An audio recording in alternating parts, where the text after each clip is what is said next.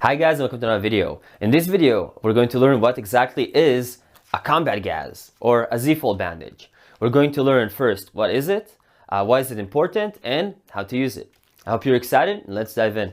Okay, so let's start with what is a combat gauze or a Z-Fold bandage. Basically, this is a direct pressure bandage. However, I wouldn't say this is a normal direct pressure bandage. This is usually used in cases where you can't really put a tourniquet on your patient.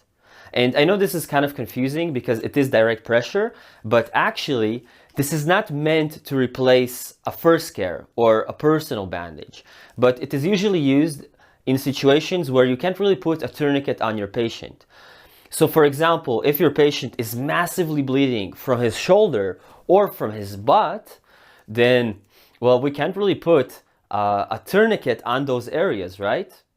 So in those situations, we can always use a combat gauze. Now, the areas that we are allowed to use a combat gauze on are the limbs, so the arms and legs, the shoulder, the butt, and all those hard places. You can never ever use this on the stomach or on the neck, obviously. Now, the way this bandage works is that it's basically a really long string of, well, bandage that we're going to compress inside of the wound.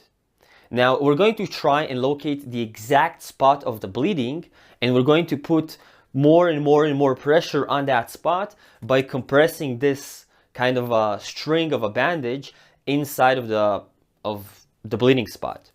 Now let's see how exactly we're going to do that. Now, sorry for all the vegans out there, but I had to buy some meat to show you guys how to use this bandage. I made sure to do this little holes to simulate how an injury looks like. Now, don't worry guys, this meat is not gonna go to the trash. This bandage is obviously sterile, so I guess I'm gonna cook some meat after this video. Okay, cool, so now let's learn how to use the Z-Fold or the combat gauze. Now, the first thing we want to do is we want to make sure that we find the exact spot of the bleeding. Now, obviously, I should have some gloves on me right now, but because this is a demonstration, I don't have any, but that's obvious. Like at the first step, you should always have some gloves. Now, first thing you want to do is you want to make sure that you clean away all the blood, because there's going to be a lot of blood in this, and you just want to make sure it's a tiny bit clean so you can put pressure on the exact spot where the bleeding is coming from. So you can just take a gauze pad. You can also take an alcohol prep pad. It doesn't really matter. And you want to clean away all the blood. So you just want to take it and clean away. Now, after you clean away, you can look inside to see where is it bleeding from, and you can take your fingers and feel where the warmth is coming from. Now, after you realized where exactly is it bleeding from, and you cleaned it a tiny bit, so there's not a lot of blood there, now you want to open up the gauze pad or the the combat gauze or the Z-Fold bandage and start using it. Now let's open it up. And you will see that this is basically a really long string that you can use. By the way, if you check this out, you see that there's a blue line on it. This is basically an X-ray line, so doctors will know exactly where the bandage is. They could see it in the X-ray, and they will know where the bleeding is from. So what you want to do is you want to take some of it, and you want to make sure to roll it on your fingers like this. Now, what you want to do is you want to press it on the exact spot where the bleeding is coming from, and you don't want to ever release the pressure. So while I am pressing really strongly with my hand, I'm gonna take my other hand and I'm gonna do a little, actually, there you go. And I'm gonna do a little roll, take a little bit more of the bandage, and I'm gonna try and press it on the same spot. So now I can switch hands and I'm still pressing with the other one, right? And I just wanna continue to do this. So I'm gonna take some bandage, I'm gonna make sure to press, and then I can release my hand. And I'm going to do this more and more, and I'll continue to do this until the whole injury is basically packed with the string of bandage that we have. Now, Obviously, this is a tiny injury. Well, it's not a tiny one, but it's not a big one.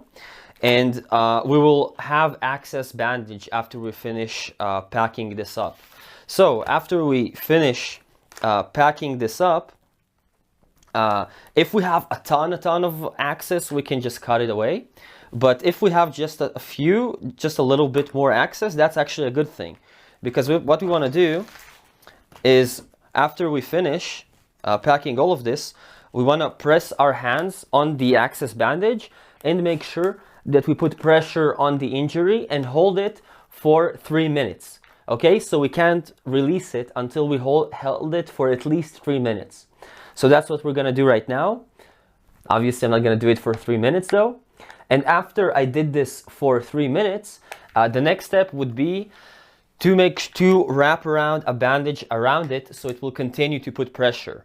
This is usually done with a first care bandage, but you can also do this with an elastic bandage, or you can improvise something. But the goal and how we use this Z-Fold bandage is basically we find the bleeding spot, we pack it with more and more pressure, we hold this for 3 minutes, and after that we want to make sure to wrap it around so pressure will continue to stay on it, and mostly so it will not come out of place. This is basically how we use a combat gauze or a Z-Fold bandage. Again, we use this in cases where we can't really put a tourniquet on. And that is basically what we do. I hope you guys enjoyed this video, and that is it for this one. I hope you enjoyed, and I'll see you in the next one. Bye guys.